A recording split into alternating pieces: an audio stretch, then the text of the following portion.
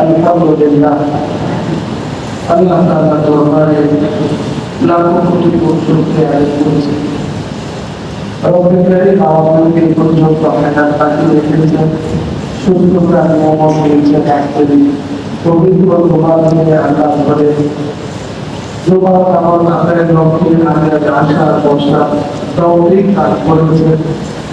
তাই সর্বপ্রথম মালিকের দরবারে সবটুকু ভালোবাসার কারণে মতো শুকর আদায় করি। আলহামদুলিল্লাহ, আল্লাহ সুবহানাহু ওয়া তাআলা মানুষকে সৃষ্টি করে দুনিয়াতে পাঠিয়েছেন। মানুষ মৌলিকভাবে তার জীবনের সময়টুকু ঠিকভাবে কাটায়। প্রথমত মানুষের একটা সময় অতিবাহিত হয়, সেই সময়টাকে আমরা শিশুকাল করি, খেলাধুলার মধ্যে তার সময়টা কাটে। এরপরে একটা লম্বা সময় অতিবাহিত করে, যেটাকে আমরা যৌবন কাল বলি, তারুণ্যের সময়। তৃতীয় আরেকটা সময়, শেষ সময় মানুষ এই যৌবন কালে শেষ সময় কর্মজীবন এবং অবসর সময়, এর মাধ্যমে তার জীবনের অবসান ঘটে। আমার আলোচ্য বিষয় দ্বিতীয় অংশ, যেটা মানুষের যৌবনকাল। এই সময় মানুষের প্রাকৃতিক ভাবে আল্লাহ তাআলা তার জীবনের কিছু চাহিদা দিয়েছেন। এই চাহিদাগুলোকেও যেহেতু আল্লাহ তাআলা ইবাদতের জন্য সৃষ্টি করেছেন, আল্লাহ তাআলা গোলামি করার জন্য তিনি আমাদেরকে দুনিয়াতে পাঠিয়েছেন এবং আমাদের জান এবং মাল, আমাদের এই দেহ, আমাদের এই জান আর আমাদের যৌবনের এবং কর্মজীবনের অর্থ সম্পদ, মানুষের জীবনের এই দুইটা জিনিস, একটা হলো তার জান, দ্বিতীয় হচ্ছে তার জান মাল সম্পদ। এই দুটি জিনিস আল্লাহ বান্দা থেকে কিনে নিয়েছেন। কোরআনে কারীমের মধ্যে আল্লাহ তাআলা ইরশাদ করেন, ইন্নাল্লাহা আশতারা মিনাল মুমিনিনা,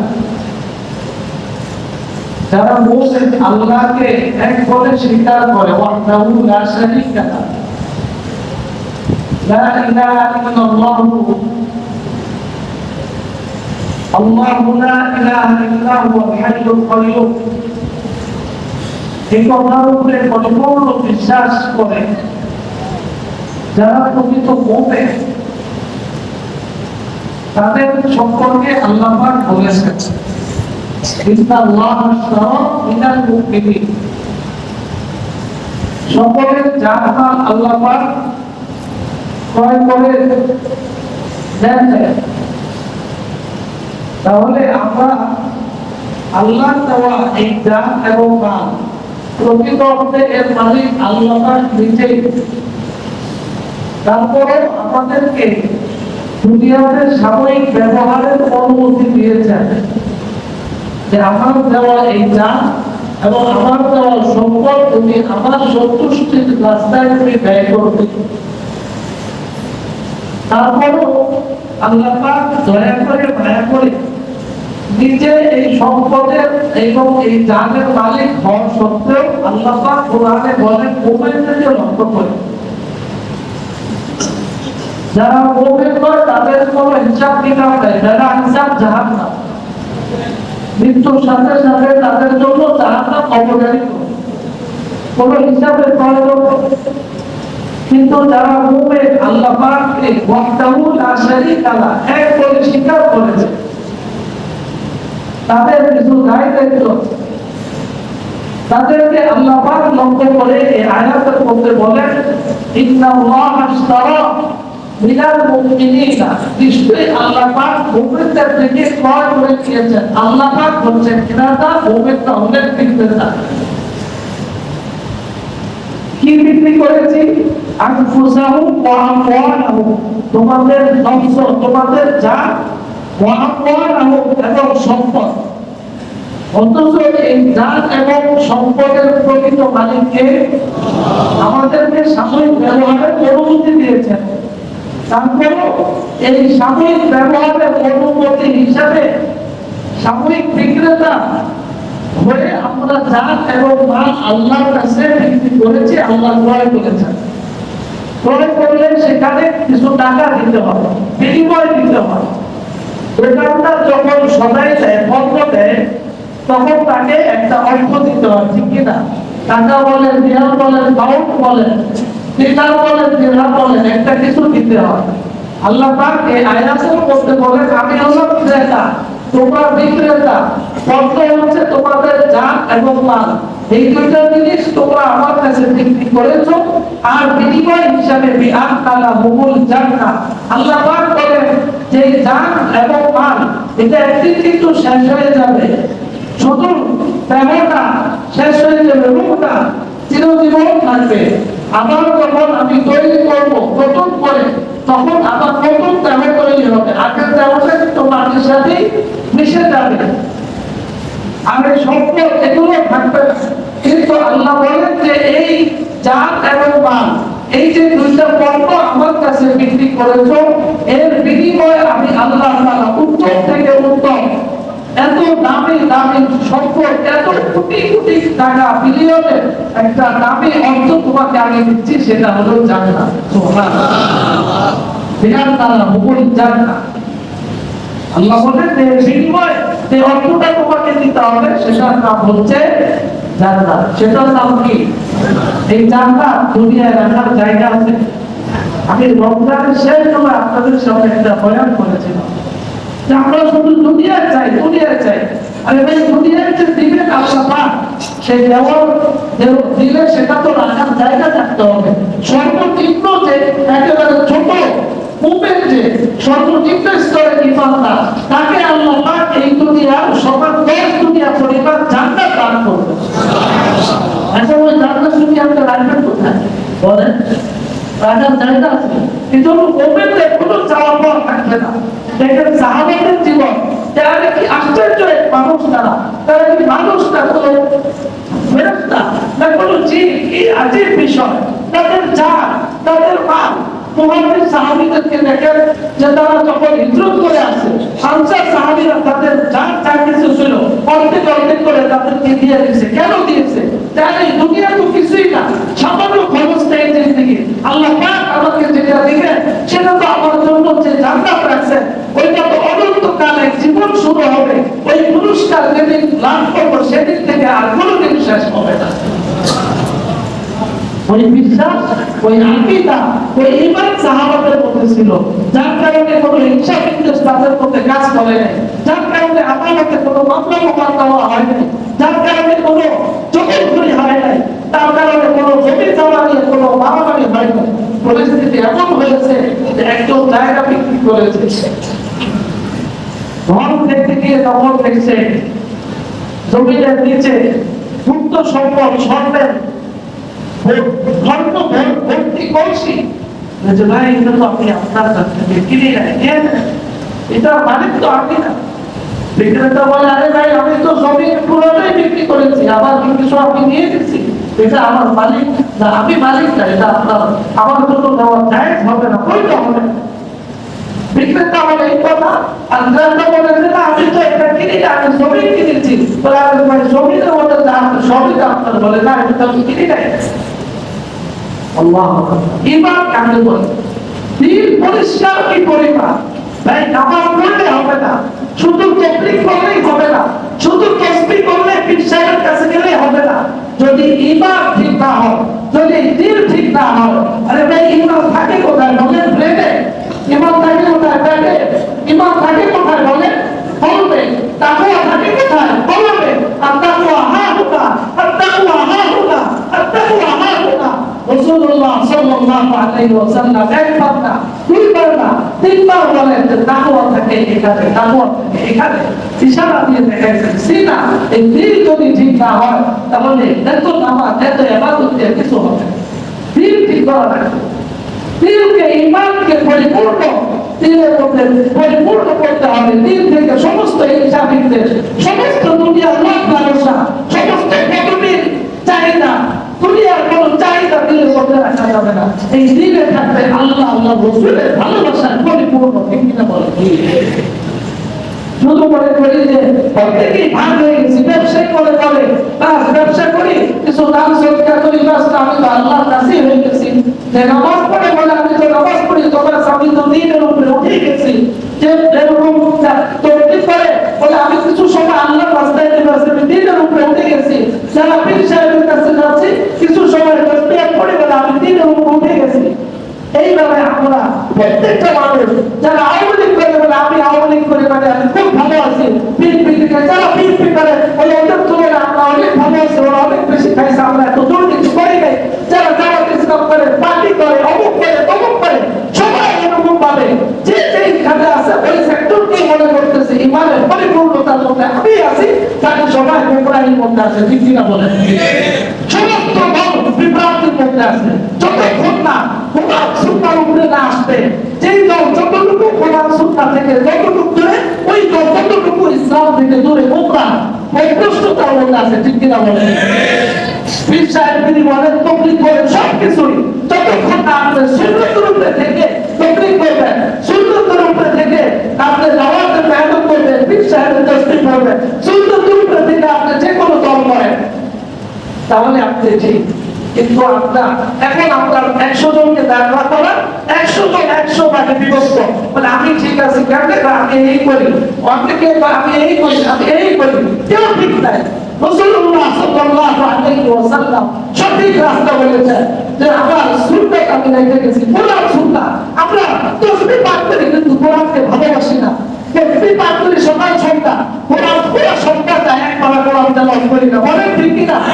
আর ভিডিওতে বলেন তাসবিহ পাঠ করি সকাল সন্ধ্যা, কোরআন পড়ি না। আরে চারো তরিকা, চিশতিয়া তরিকা, নকশবন্দিয়া তরিকা, আরো যত তরিকা আছে সমস্ত তরিকা সবগুলোকে একত্র করে দেখেন কোন তরিকার মধ্যে আছে যে কোরআন তেলাওয়াত লাগবে না, শুধু তাসবিহ পড়লে হবে। আমাদের দাওয়াতুল তাবলীগে বলেন ইলিয়াস রহমাতুল্লাহ আলাইহি কি বলেন যে আমি তো শেষ রাতে উঠে তাহাজ্জুদের পরে কোরআনে কারীমের থেকে এত বেশি তেলাওয়াত, এত বেশি পাওয়ারফুল করে ওয়াজিফা আমি আর পাই নাই। শুনেন ইলিয়াস রহমাতুল্লাহ মাহফুজাত পড়ে পড়ালেখা করে বলতেছি, মিথ্যা কথা বলে না, প্রমাণ আছে। আমাদের যৌবন, আমাদের হায়াত, ভাই কেন আল্লাহ তাআলা বলেন যে আমি তোমাদেরকে, তোমরা দেখে না জান এবং মান আমার কাছে বিক্রি করছো, আমি যে জান্নাত রাখছি সেই জান্নাত আমি তোমাদেরকে দিব।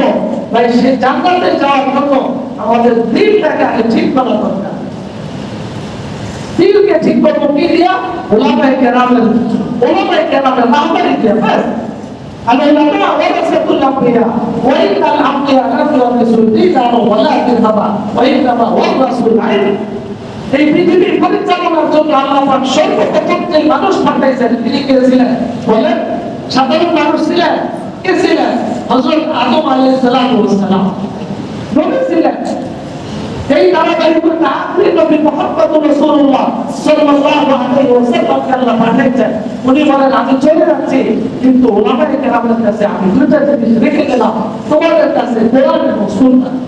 বাস উলামায়ে কেরামের তিন নির্দেশনা, কোরআন সুন্নাহ মোতাবেক জীবন করবে তো তোমাদেরকে আমি আল্লাহ তাআলা বদরি সাহাবীদেরকে, ওদের সাহাবীদেরকে যেভাবে আসমান থেকে ফেরেশতা নিযুক্ত করে কোন ব্যক্তির সাথে কোন ফেরেশতা সাহায্য করবে, কোন ইসলামের শত্রুর সাথে কাকে আমি সাহায্য করব, আমি আল্লাহ তাআলা যেভাবে পাঠাইছি সেই আল্লাহ এখনো আছেন কিনা, সেই সাহায্য এখনো আসবে কিনা? আসবে, শুধু আমাদের দিলটা ঠিক হওয়া দরকার। আজকে ফিলিস্তিনের অবস্থা, আমরা হাজার অপরাধ করতেছি, দোয়া করতেছি, ভাই কেন হচ্ছে না?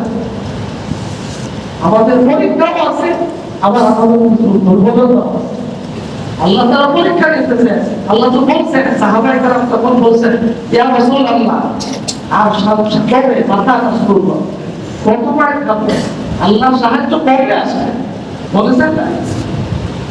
তখন আল্লাহ পাক কোরআন নাযিল করেছেন এবং আবু দাউদ শরীফের দ্বিতীয় খণ্ডের প্রথম হাদিস, আবু দাউদ শরীফ দ্বিতীয় খণ্ডের প্রথম হাদিস, লম্বা বিশাল হাদিস, পড়ে দেখেন গুগলে সার্চ দেন আবু দাউদ শরীফ দ্বিতীয় খণ্ডের প্রথম হাদিস। রাসূলুল্লাহ সাল্লাল্লাহু আলাইহি ওয়াসাল্লাম বলেন, তোমাদের পূর্ববর্তীদের শরীর থেকে লোহার চিরুনি দিয়া কষ্ট করে খুলে দেওয়া হয়েছে, লোহার চিরুনি দিয়া হাড্ডিগুলো থেকে গোশত আলাদা করা হয়েছে। তোমাদের কিন্তু এখন এই পরিস্থিতি আসে না, তোমরা এখনই আল্লাহর সাহায্য অপেক্ষা করতেছো। এটা হলো আমাদের শরীরের হাদিস। আর কোরআনের আয়াত আল্লাহ কি বলছেন? ওয়ালাম্মা ইয়া'লামুল্লাহু আল্লাযীনা জাহাদু মিনকুম, আল্লাহ তাআলা তোমাদের থেকে পরীক্ষা নেবেন। ওয়ালাম্মা ইয়াতিকুম মাতালুল লাযীনা খালাউ মিন ক্বাবলিকুম, এখন পর্যন্ত তোমাদের পূর্ববর্তীদের কাছে যে পরিবার পরীক্ষা নিয়েছেন আল্লাহ, সেই পরিস্থিতিতে এখনো আসে নাই, এখনই সাহায্য চাও, আরো পরীক্ষা দিতে হবে, আরো পরীক্ষা দিতে হবে। তো ভাই আমাদের পরীক্ষা চলতেছে, পরীক্ষা আমাদের উপর আসতে পারে, ফিলিস্তিনের উপরে আসছে, এর আগে বায়ান্নার উপরে আসে নাই, বলেন আসে নাই, ভারতের উপরে আসে নাই, বাংলাদেশের উপরে আসবে না, কোনো গ্যারান্টি নেই। কিন্তু আমাদের আমাদের আমল, এটা হলো আসল বিষয়। একমাত্র উলামায়ে কেরাম, হক্কানি উলামায়ে কেরাম, যাদের পয়গার কাছে মিল আছে, যাদের সুন্নতের সাথে জীবন আছে, ওইরকম আলেমদের তত্ত্বাবধানে থেকে আপনি যেই দল করেন না কেন কোনো অসুবিধা নেই, কিন্তু আপনার ঈমান আমল, আপনার আমল ইখলাস যেন হয়, আমল যেন শিরক মুক্ত হয়, আমল যেন রিয়া মুক্ত হয়, আমল যেন ইখলাস ওয়ালা হয়, ঈমান যেন পরিপূর্ণ শিরক মুক্ত হয়, বেদাত মুক্ত আমল হয়। এরকম যদি না হয় তাহলে এই হায়াত, এই যৌবনের কোনো মূল্য থাকবে না, এই যৌবনের কোনো মূল্য থাকবে না। আজকে প্রত্যেকে নিজ নিজ জায়গা থেকে মনে করতেছি বাস আমি সঠিক, আপনি সঠিক, আপনার সকাল সন্ধ্যার সমস্ত কাজের ফিরিস্তি উলামাদের সামনে পেশ করেন, পেশ করতে হবে। এইভাবে কাজ করি, এইভাবে চাকরি করি, এইভাবে পরিবার পরিচালনা করি, এইভাবে সন্তানকে পড়ালেখা করাই, এইভাবে আত্মীয়তার হক আদায় করি, ঠিক আছে, ঠিক আছে। তো আমাদের যৌবনটা, যে যৌবনটা আল্লাহ পাক দিয়েছেন, আমরা যেন এত তাড়াতাড়ি অস্থির না হয়ে যায়, আমাদেরকে পরীক্ষা দিতে হবে। তাই এখনো 5 ওয়াক্ত নামাজের উপরেই তো উঠলাম। খ্রিস্টানদের একটা বড় বিশাল বড় ভারী জামা সারা ওয়ার্ল্ডে একত্রিত হয়ে যখন মুসলমানদের বিরুদ্ধে হাত যা লাগতেছিল, এই নকশা তৈরি করতেছিল, পরীক্ষা থেকে যখন বের হয়েছে তাদের একজনকে জিজ্ঞাসা করা হলো, বড় পণ্ডিত ছিল, তাকে জিজ্ঞাসা করা হলো যে ভাই মুসলমানদেরকে ক্ষতি করার জন্য কি কি সিদ্ধান্ত নেওয়া হলো? তাহলে মুসলমানদেরকে ক্ষতি করার জন্য আমাদের বড় কোনো চিন্তা নিতে হয় না। চিন্তা তখনই করবো যখন দেখবো মুসলমানরা ফজরের নামাজে, জুমার নামাজে যেভাবে মসজিদে ভরপুর হয়ে যায়, যখন দেখবো যে ফজরের নামাজে এইভাবে মসজিদ ভরপুর হয়ে গেছে, তখন আমরা চিন্তা করবো যে না, মুসলমানরা তো উঠে গেছে, তাদের সাথে আর লড়াই করে করা যাবে। তখন চিন্তা করবো, এখন চিন্তা করার কোনো ভয় তো মনে করে, এখন চিন্তা করার ভয় তো মনে। আমাদের আল্লাহর সাথে সম্পর্ক অনেক পিছনে নাই, যেন আমরা প্রত্যেক জায়গা থেকে, আমি আমাকেও বলি, আপনাদের ভাই হিসেবে বলি, যে যেভাবে মনে করে ভাই, সঠিক কথা এটাই, সঠিক কথা এটাই যে আমরা আল্লাহ ভালোবাসা থেকে অনেক দূরে। মালিক আমাদেরকে অনেক ভালোবাসে, মালিক যদি ভালো না বাসতেন এতটুকু সুস্থতা আমাদেরকে দিতেন না, মালিক যদি না বাসতেন আমাদের চাকরি বাকরির ব্যবস্থা রাখতেন না, মালিক যদি ভালো না বাসতেন মালিক আল্লাহ ঘরে নিয়ে আসতেন না, মালিক যদি ভালো না বাসতেন দিনের কথা আমাদেরকে থাকার সুযোগ দিতেন না। মালিক ঠিকই আমাদের প্রত্যেকটা মুহূর্তে কত হাজারো লক্ষ আমাদের মধ্যে ডুবে রাখছে, ঠিক না বলেন?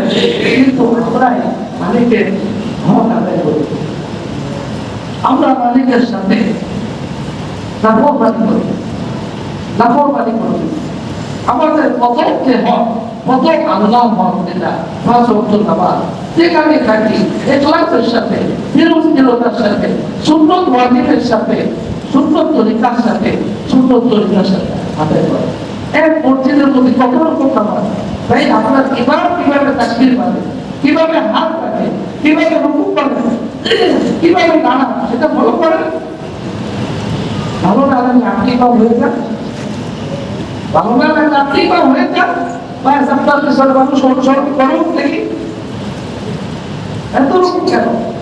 সন্তানে ওলামাই কেরাম তাদের দিক থেকে শোনায়, নামাজকে সুন্দর তরিকায় ইখলাসের সাথে হবে, এবং 5 ওয়াক্ত নামাজ পড়বো জামাতের সাথে।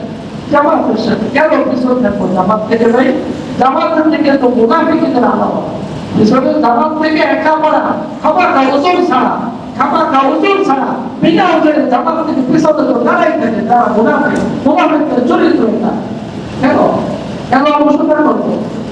নামাজ থেকে আমার জীবনের সর্বপ্রথম আমল, সে রাষ্ট্রপতি হোক, সে সারা বন্ধের কথা হয়ে না, তাতে কিছু আসে যায় না। প্রথম কাজ হলো আল্লাহ তাকে কদরের নামাজ, প্রথম চোখ খুলে আল্লাহর প্রশংসা, এরপরে নামাজ আদায় করা। এটা হলো সবার আগে কাজ। দৃষ্টিতে সবার আগে থাকবে, প্রয়োজনে অ্যালার্ম করে 4-5টার দিকে রুমের চতুর্দিকে 5 মিনিট 3 মিনিট পর পর অ্যালার্ম দিতে থাকবো। মোবাইল তো প্রত্যেকের কাছে আছে, 2-3টা, প্রত্যেকটা ঘড়ি মোবাইলে অ্যালার্ম দিতে থাকি। ভাই চেষ্টা সাধ্য অনুযায়ী করতে থাকি। আমি তো আমার পাশে আমার ওয়াইফের আমার 2 মোবাইল 3টে মিলে 15-20টা অ্যালার্ম দিয়ে রাখি, যাতে কোনোভাবে মানে ঘুরতে ঘুরতে দেরি না, 15-20টা অ্যালার্ম। ভাই প্রস্তুতি করি, আগে আমাদের প্রস্তুতি হওয়া দরকার। আমরা কিন্তু এখনো পিছনে আছি, ভুলে আছি। ভাই এই ভুল থেকে কারণ সুন্দর আমরা যেন আরেকটু অগ্রসর হই, এটি আজকে আমার আলোচ্য বিষয়। আমাদের যৌবন, আমাদের বিবাহ সাথী, এটা মানুষের মানবিক চাহিদা। এই চাহিদা পূরণ করা এটা আমাদের জন্য অভিভাবক হিসাবে জরুরি। এই ক্ষেত্রে আমরা আমাদের মত করা কিছু তরিকাকে বাছাই করে আমরা সন্তানদেরকে বিবাহ সাথী থেকে দূরে রাখতেছি। প্রথম একটা ভুল হলো যে ভালো একটা চাকরি রাখতে ক্যারিয়ার আগে হতে হবে, তারপরে বিবাহ সাথী করতে হবে। অথচ ঘরে নিজের চাকর আছে, গাড়ির ড্রাইভার আছে, কারো বাসায় মন্ত্রিত্বও আছে, এদের পিছনে এত টাকা খরচ করে একটা ছেলেকে বিবাহ করে ঘরে নিয়ে আনতে কয় টাকা খরচ, আর পিছনে মাসে খরচের কেমন লাগবে? আপনার ঘরের যে পাখিতে যে খাবার থাকে এসেই তো হয়ে যাবে। এত ধনীর মেয়ে আমার তো দরকার নাই। হাদিস দেখেন, এই জন্য তুমি সবাই কালামের সাথে থাকতে হবে। হাদিস দেখেন, হাদিসা রাসূল কি বলেছেন, তোমার থেকে সুন্দর কম ছেলে, তোমার থেকে সুন্দর কম, তোমার থেকে আর্থিক অবস্থা দুর্বল, তোমার থেকে বংশ নিচু, কিন্তু দিন কালে উন্নত এমন একটা মেয়েকে তুমি বিবাহ করো, তাহলে তোমার অধীনস্থ হয়ে যাবে, তোমার কথা শোনো। বলে দিচ্ছে ছেলে তোমার থেকে বেশি সুন্দরী লাগবে। ছেলে হয়তো খামসি কালো, কথা শুনতে খারাপ লাগে, বলে মেয়ে চাই বিশ্ব সুন্দর, কথা শুনবে। বলে আছে মান কাজের বড়, এটাই তো হচ্ছে।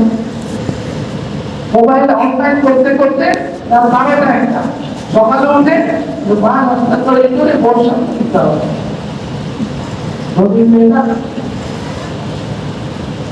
চিন্তাকে পরিবর্তন করতে হবে। আসল যে বিষয় সেটা হলো যে আমাদেরকে এই চিন্তা চেতনা থেকে বেরিয়ে আসতে হবে। আমাদেরকে সেটা বিপদ সাথে এটা স্বাভাবিকভাবে, এবং এর জন্য কোনো অবৈধ আত্মীয় থাকতে হবে, অমুকে বিদেশে আসবে, দেশে আসতে হবে, কোনো প্রয়োজন নেই, কোনো প্রয়োজন নেই। রাসূলুল্লাহ সাল্লাল্লাহু আলাইহি ওয়াসাল্লাম এত একটা বিশিষ্ট সাহাবী, ওরা ষষ্ঠ যারা জান্নাতি মুবাশশির বিল জান্নাহ, তাদের মধ্যে অন্যতম একজন সাহাবী 10 জন জান্নাতের সুসংবাদ প্রাপ্ত, তাদের মধ্যে একজন আব্দুর রহমান ইবনে আউফ রাদিয়াল্লাহু তাআলা বিবাহ করেছেন, নবীকে দাওয়াত দেন। পৃথিবীতে আপন বেটা আছে, ও ধনী, ও লাকসার আছে, যার জন্য বিবাহ আটকে রাখতে হবে। বোঝা গেল নাকি? রসুলের থেকে বেশি প্রিয়, রসুলের থেকে বেশি বড় সম্মানিত আসমান জমিনের নিচে আর কেউ আছে? আব্দুর রহমান ইবনে আউফ মুবাশশির বিল জান্নাহ, যাকে সুসংবাদ দিয়েছেন কে? নবী মুহাম্মদ রাসূলুল্লাহ সাল্লাল্লাহু আলাইহি ওয়াসাল্লাম। ওনাকে পর্যন্ত বিবাহের দাওয়াত দেন, বিবাহ করে দিয়েছেন। কাপড়ে যখন গেছেন রোগীরা কি আব্দুর রহমানকে তাও ঘটনা কি যখন বিবাহ করেছি তো তাই একটু মেয়েটি একটু না করে তো হুজুর সাল্লাল্লাহু আলাইহি ওয়াসাল্লাম তার চেহারা বুঝতেছেন, তার রাগ করেছেন, বরং নবীর শিক্ষা এগুলাই হলো সিরাত, এগুলাই হচ্ছে সিরাত। শুধু ওই রবুল আউয়াল আসলে সিরাত কমিটি একটা হলো না, আপনার সিরাত কমিটি আপনার এলাকার মাহফিল দিছি, ওই মাহফিল শেষ ওই নাট্যমাস নবীর সিরাত নাটক হয়ে গেছে, ঠিক না বলে? এরকম সিরাতের কথা ইসলাম কোথাও নেই। এগুলো হলো আসল সিরাত ভাই, এগুলো হলো আসল সিরাত। নবী একটু মুস্কানের চেহারা, নবী একটু রাগ করেন নাই। আরে বুঝেন, ভালো করে বুঝেন, এটাই হলো নবীর সিরাত, এটাই হলো নবীর শিক্ষা। এই জন্যই বলছি শুরুতে আলোচনা আখলাক ও হাহুদা তিনটা ঠিক হবে না এখনো, এগুলো চেহারা বলেই ধরে যায়। আমি একমাত্র ভক্তিমতী আমাকে রেখে সারা জীবন হয়ে গেছে, দিল ঠিক হয় নাই, দিল ঠিক হয় নাই। অনেক চিল্লা লাগাইছেন, অনেক পিছনে পিছনে বসছেন, অনেক তাহাজ্জুদ করেছেন, অনেক হজ করেছেন, দিল ঠিক হয় নাই। রাসূল কি করেছেন? এটা হলো সিরাত। রাসূল বলে দোয়া করে দিয়েছেন, আল্লাহ তোমাদের বিবাহের মধ্যে বরকত দান করেন। সুবহানাল্লাহ। যদি এরকম করতে পারি, আমি যেই করে করি, যা কিছু করি, দিল ঠিক হয়ে গেছে তো কামিয়া।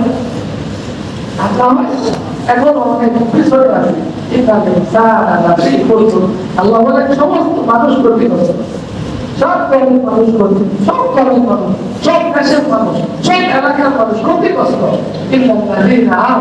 কিন্তু যারা সাহাবাকে ইমান বানায় ফেলছে, ইমানের মধ্যে ভেজাল নেই, ও আমিলুস সালিহাত, নেক আমল করছে, রিয়া মুক্ত আমল, শিরক মুক্ত আমল, দেখানোর জন্য না, মানুষকে সুনাম সুখ্যাতির জন্য না, বাস আল্লাহর জন্য। কার জন্য করে? হকের পথে চলে, এবং বিপদ আসলে সবল করে, তারাই সফল, তারাই সফল।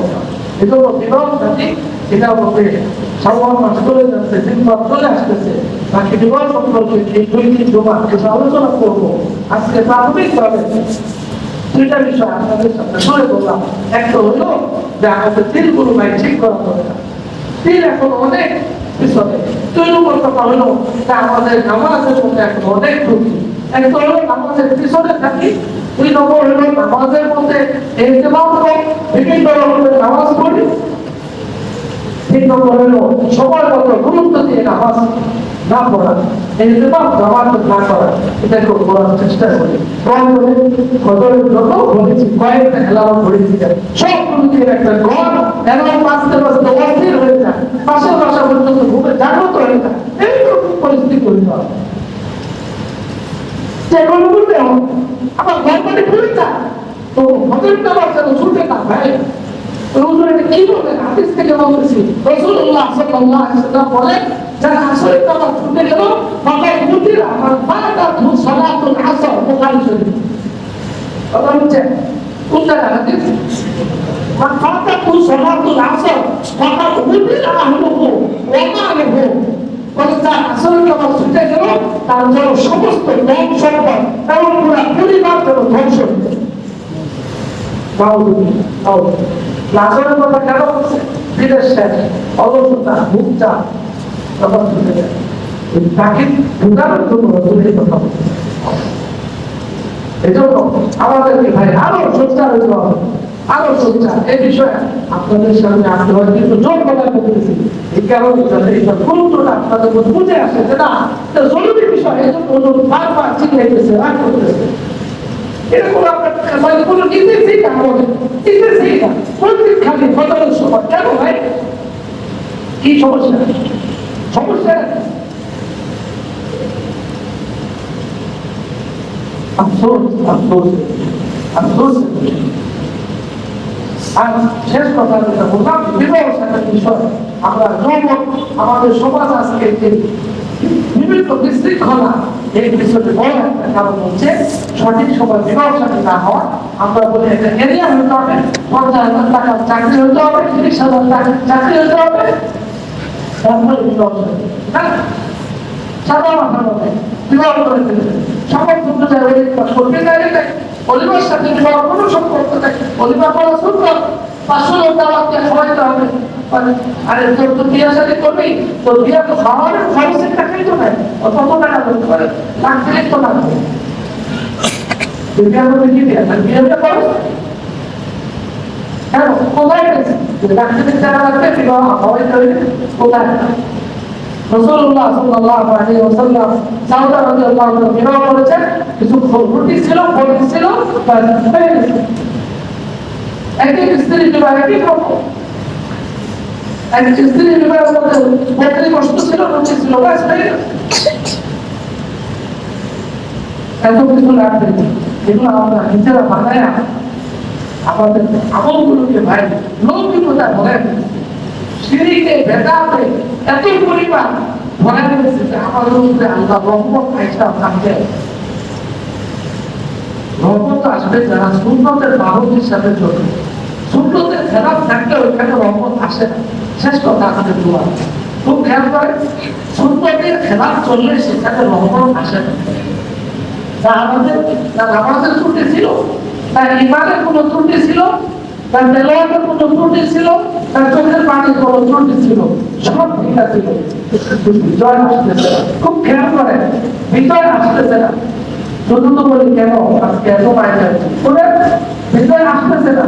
সাহাবাইরা বুঝলেন ভাই নামাজও করতেছি, পর্দার সাথে স্ত্রী রাখতেছি, হালাল খাবার খেতেছি, কোলাটা করতেছি, সবই হচ্ছে, শত্রুর সাথে মোকাবেলায় পারতেছি না, বিজয় আসতেছে না, সমস্যাটা কোথায়? অনেক চিন্তা করে শেষ সাথে বৈঠক বললেন যে ভাই আমাদের কিন্তু একটা বন্ধু ছুটে গেছে। ভাই কি ছুটে গেছে বলেন? ভাই কি সরছে বলেন?